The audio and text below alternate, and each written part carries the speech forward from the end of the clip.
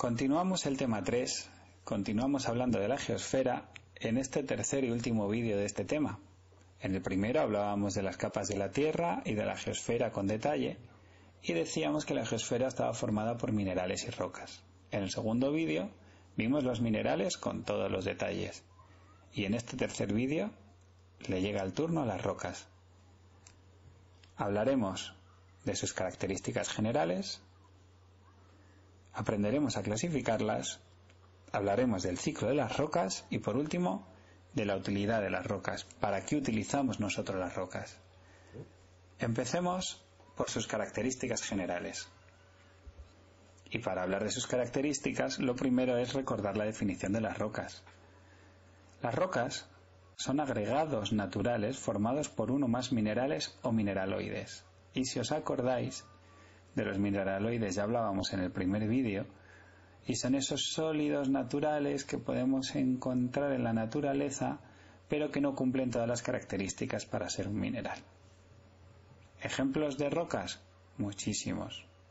Por ejemplo, el granito, la pizarra, la arcilla o el basalto. Las rocas tienen muchas características, pero destacamos sobre todo dos: composición y textura. Según su composición, las rocas pueden ser simples o homogéneas si las forma un solo mineral, como la caliza, que está formada solo por calcita, y compuestas o heterogéneas si la forman más de un mineral, como el caso del granito, formado por cuarzo, feldespato y mica. Si miráramos cualquiera de estas dos rocas en una lupa de laboratorio, o incluso depende del grano y de lo complicado que sea ver sus componentes al microscopio, veríamos que en el caso de la caliza toda su composición es homogénea, no encontramos diferencias de cristalitos de distinta forma, distinto color. Y en el granito, en cambio, sí que veríamos esas diferencias. De hecho, en el granito las podemos ver a simple vista. Esas diferencias de color, esas manchas, es porque son distintos minerales formando esa misma roca. También, muy importante, la textura. La textura de una roca depende del tamaño y la forma de los minerales que componen esa roca. De tal manera que se podría dar el caso, y se da, de que tengamos dos rocas formadas por los mismos minerales con un aspecto completamente distinto, porque el tamaño y la forma de los minerales que la forman es distinto. Como ejemplo, volvemos al granito y ponemos a su lado la pegmatita. Estas dos rocas están formadas por los mismos minerales, por cuarzo, feldespato y mica, pero son muy distintas porque la textura es muy distinta, porque el tamaño y la forma de esos minerales es muy distinto. De hecho, la pegmatita la solemos denominar como una roca trampa, porque parecen un montón de minerales apelotonados. Bueno, en realidad lo son, pero como muy formados, ¿verdad? Se ven como muy grandes. Y si os interesa, os parece una roca bonita o curiosa, pues en Somosierra es bastante abundante. Y es una zona donde si vais, cuando acabe todo esto del confinamiento, si vais por allí, fijaros que veréis alguna pegmatita. Hablemos ahora de la clasificación de las rocas y de su origen. ¿Por qué origen y clasificación juntos? Pues porque aunque podríamos clasificar las rocas según varias de sus características, como las que acabamos de ver, en geología la clasificación de rocas que más hemos usado es por su origen. Y según su origen, pues tenemos tres tipos de rocas: ígneas o magmáticas, metamórficas y sedimentarias. Las ígneas o magmáticas se forman por el enfriamiento del magma, y es el caso del granito. Las metamórficas, por transformaciones de otras rocas. Rocas que sufren transformaciones y dan lugar a otras rocas, como la pegmatita. Y las sedimentarias, que se forman porque una cantidad de materiales se juntan, se apelmazan y dan lugar a una nueva roca. Y esos materiales pueden provenir de otras rocas o puede que no. Un ejemplo es el carbón, que vais a ver que es una roca muy especial. Vamos a hablar más de las rocas ígneas o magmáticas, que como ya sabéis se forman por el enfriamiento de un magma. Aquí tenemos un volcán con su magma ahí dentro, a punto de salir, y pueden pasar varias cosas. Puede que ese magma salga o puede que no. Y si ese magma sale y se enfría, dará lugar a un tipo de roca. Y si ese magma se enfría dentro del propio volcán, dará lugar a otro tipo distinto de roca. Vamos a verlos con detalle. Las rocas volcánicas y las plutónicas. Las volcánicas son las que se forman cuando el magma se enfría en la superficie. Se forman rápidamente. El basalto es un ejemplo de ellas y tienen ese aspecto poroso, indefinido, muy amorfo. Otro ejemplo que podéis tener a mano sería, por ejemplo, la piedra pómez, que es como una especie de esponja que se usa muchas veces para rascarse las durezas de los pies. Es un ejemplo también de roca volcánica. Estas rocas se forman cuando sale el magma, entra en contacto con el aire y el cambio de temperatura tan brusco pues hace que se enfríe, y al enfriar se va solidificando y va formando estas rocas. Y por otro lado tenemos las plutónicas. Estas llevan más tiempo porque se forman por un enfriamiento lento del magma. Ese magma se enfría dentro de la superficie terrestre. Es un enfriamiento más lento porque no viene de un proceso tan explosivo, lleva más tiempo y hace que su estructura sea distinta. De hecho, en las rocas plutónicas podremos ver, microscopio o lupa muy potente, se aprecian mucho mejor los cristales de los minerales que la forman que en el caso de las rocas volcánicas. Tienen formas más amorfas y cuesta más apreciar esos cristales. Pasamos ahora a las rocas metamórficas. Recordar que las rocas metamórficas son las que se forman cuando una roca se transforma debido a cambios en la presión o la temperatura.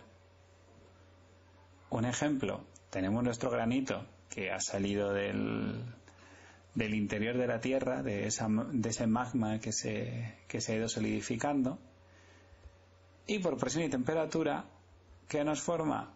Exacto, la pegmatita de la que tanto estamos hablando hoy.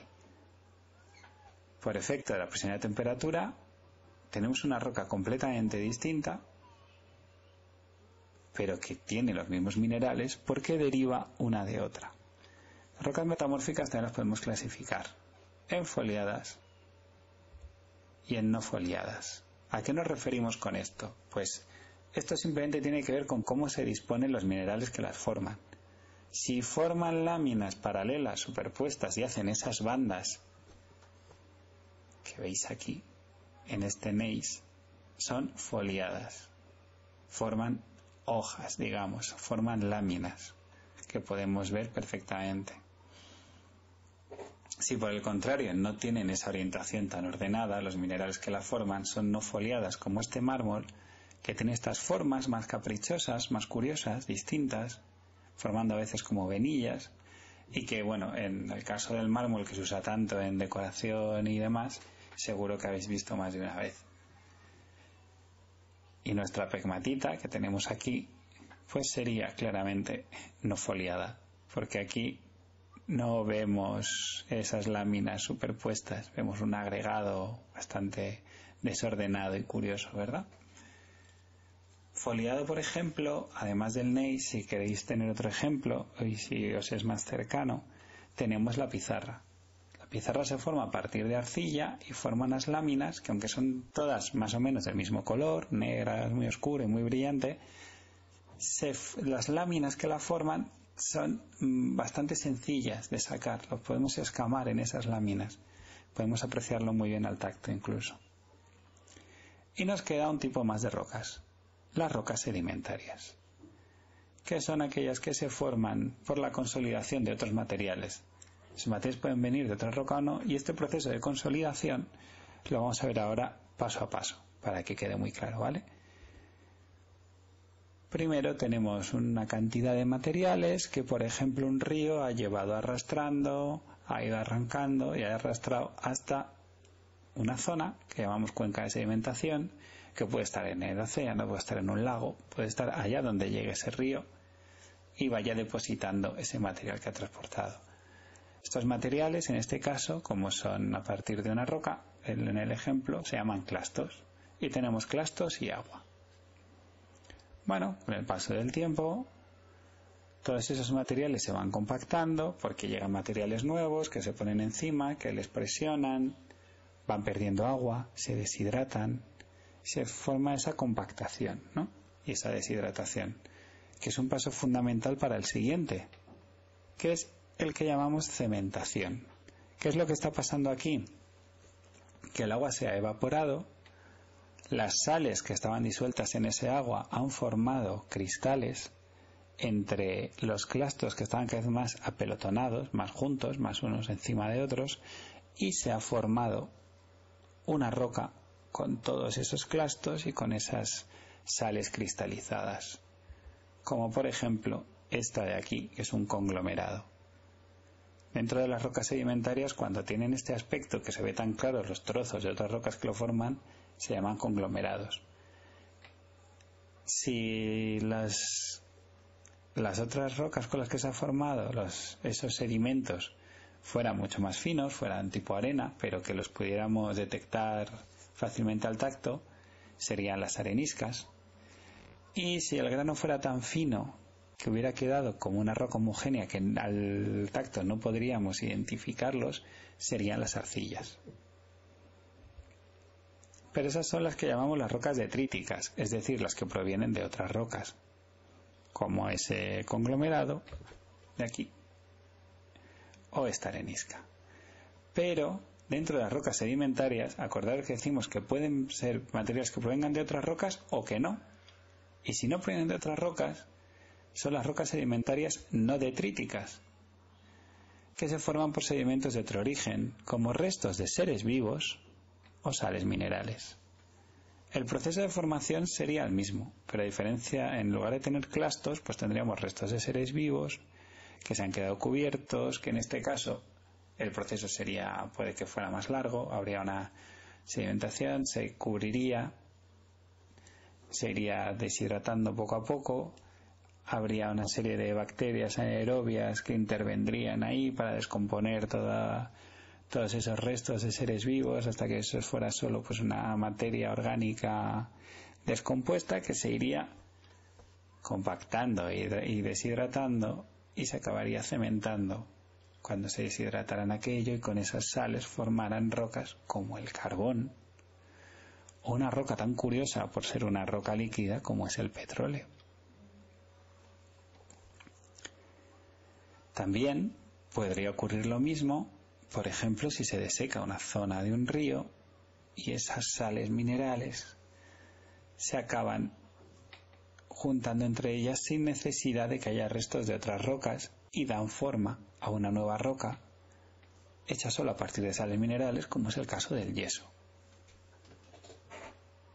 Vale, con esto tenemos los tres tipos de rocas: ígneas, metamórficas y sedimentarias, clasificadas según su origen.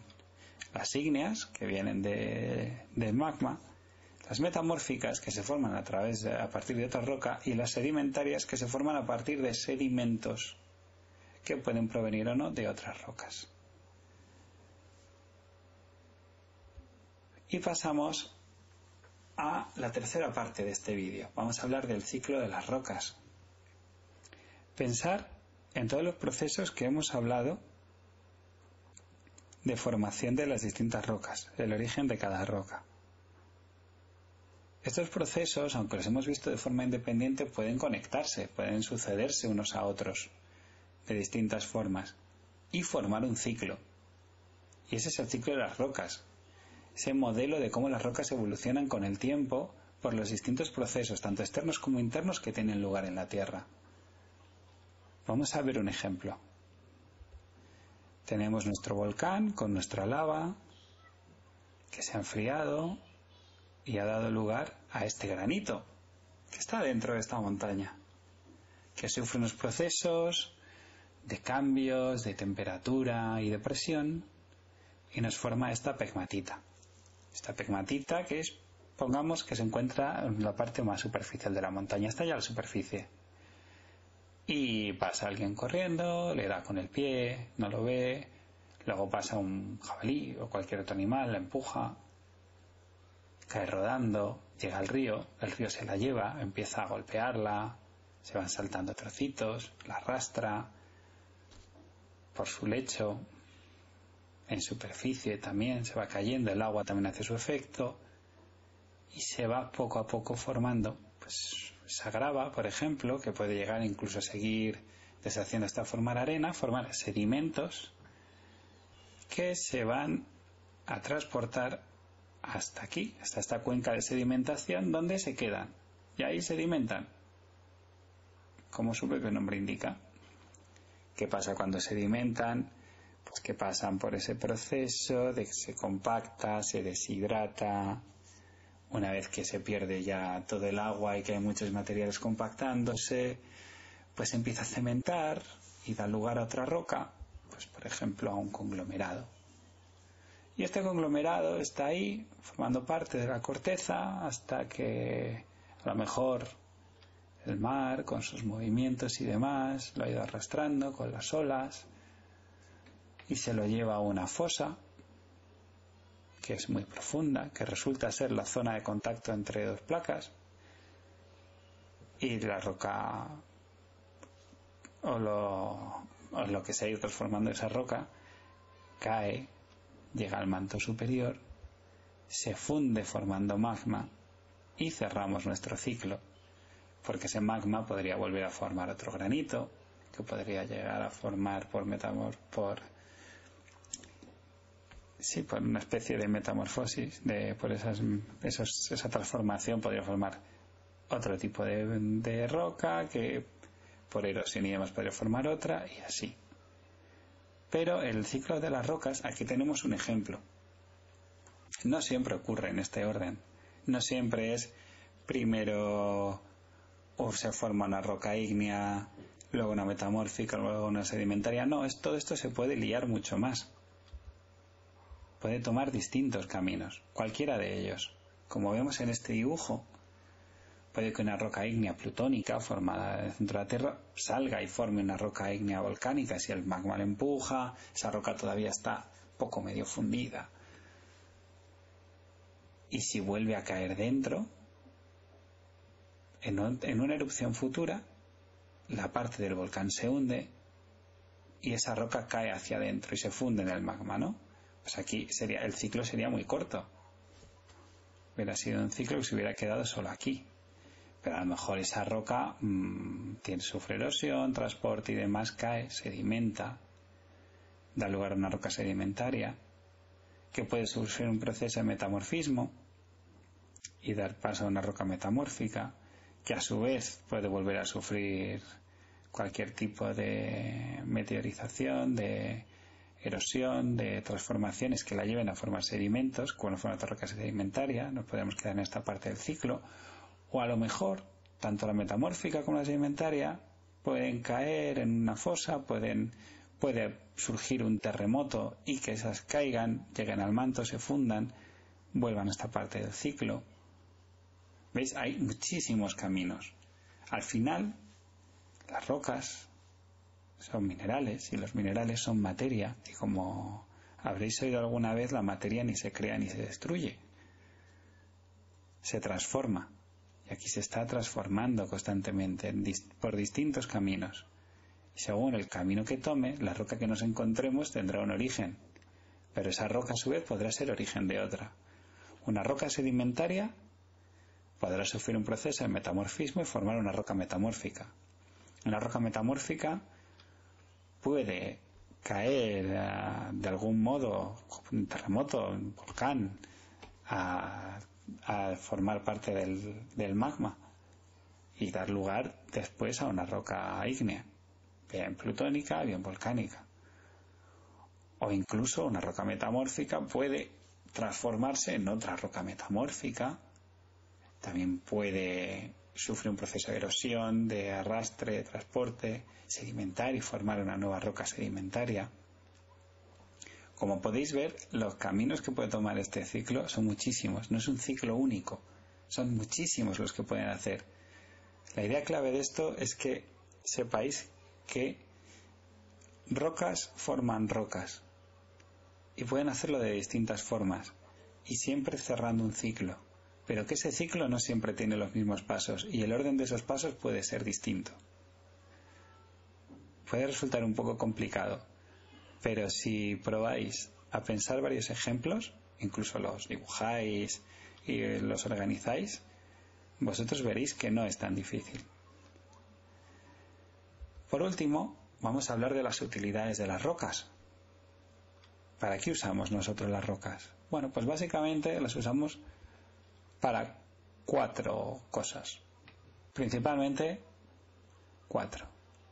Como materiales de construcción, como rocas ornamentales, como combustibles fósiles o como fuente de minerales. Como materiales de construcción es lo que tenemos más a mano y podemos ver más claramente. A veces se usan directamente y a veces transformadas. Directamente, por ejemplo, pues como se hacía antiguamente las casas de los pueblos y los vallados, acumulando con piedras y rocas de la zona, transformándolos, pues el cemento, el hormigón, el vidrio de las ventanas, los ladrillos, etcétera, etcétera, se fabrican a partir de rocas.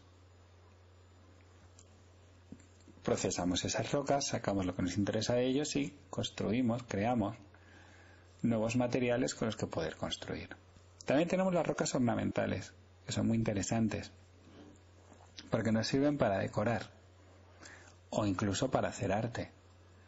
Un ejemplo muy socorrido, y que puede que tengáis muchos a mano en casa, es el granito para hacer las encimeras de cocinas, de baños. El mármol también tiene esos usos, o usos más nobles, como ser, en el caso del mármol, por ejemplo, también el granito se podría utilizar, pero puede que fuera un poquito más complicado, como puede ser la cantería y la escultura. Aquí os pongo una foto de un busto de Isabel II hecho completamente en mármol por Camilo Torreggiani, que podéis ver en el Museo del Prado cuando por fin nos abran los museos, y que es impresionante verlo, os lo pongo por eso, me gusta mucho porque es una técnica impresionante que era típica de una zona de Italia, y los artistas eran capaces de tallar esos velos, de hacer esas telas tallando el mármol.